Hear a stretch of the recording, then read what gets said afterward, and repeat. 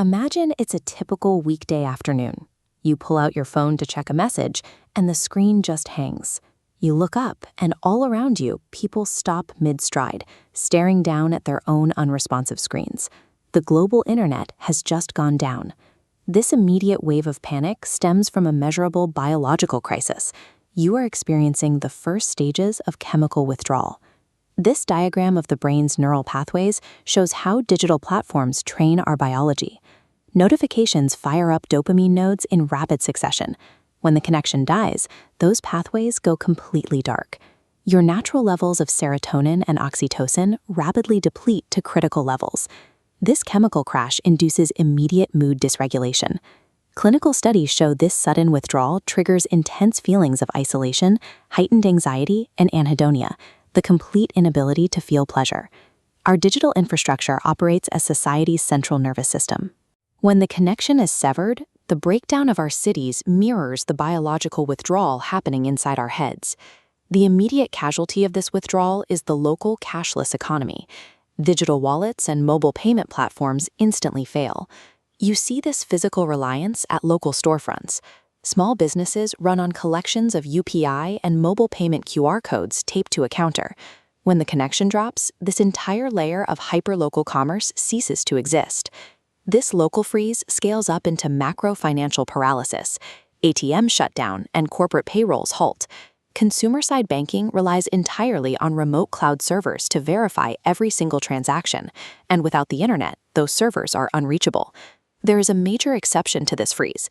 This flowchart illustrates how Wall Street and major stock exchanges survive the initial shock. They use private, closed-loop lease lines that route data directly between institutional banks, entirely bypassing the open internet. The rest of the telecom infrastructure is remarkably fragile. In 2022, a failure at a single telecom provider in Canada took down the bulk of the nation's banking and point-of-sale systems for a day. Those highly secure, private lines keeping Wall Street alive are functionally useless if the underlying consumer economy is completely paralyzed. While the financial sector grinds to a halt on the ground, an immediate physical danger unfolds in the skies. Modern air traffic control is heavily automated, relying on high-speed internet and satellite data to track thousands of simultaneous flights in real time. Cut that connection, and pilots are suddenly flying completely blind. They are instantly stripped of crucial routing data and real-time weather updates mid-air. Back on the ground, modern healthcare systems face an identical crisis.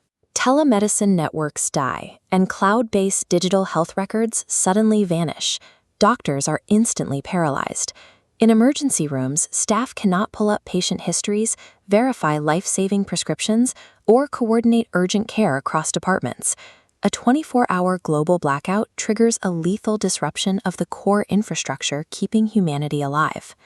We focused on a hypothetical global scenario, but localized, intentional internet shutdowns are happening right now. Authoritarian governments actively weaponize blackouts to control their populations and stifle political dissent. You can see the resistance against this in the streets, with protesters holding signs demanding the restoration of their connectivity. The hard data reveals a massive scale of weaponization. In 2025 alone, 28 different countries deliberately severed internet access for their own citizens. This top 10 VPN report details the exact frequency: 212 major government-imposed outages, resulting in more than 120,000 hours of disruption. The economic fallout from these actions totals almost $20 billion lost globally, a 156% increase compared to the year prior. The governments deploying these tactics most frequently, places like Russia, Venezuela, and Myanmar, willingly inflict severe economic and biological damage on their own citizens to maintain power. The internet is the lifeblood of modern civilization. To sever it is to deliberately dismantle the foundations of a functioning society.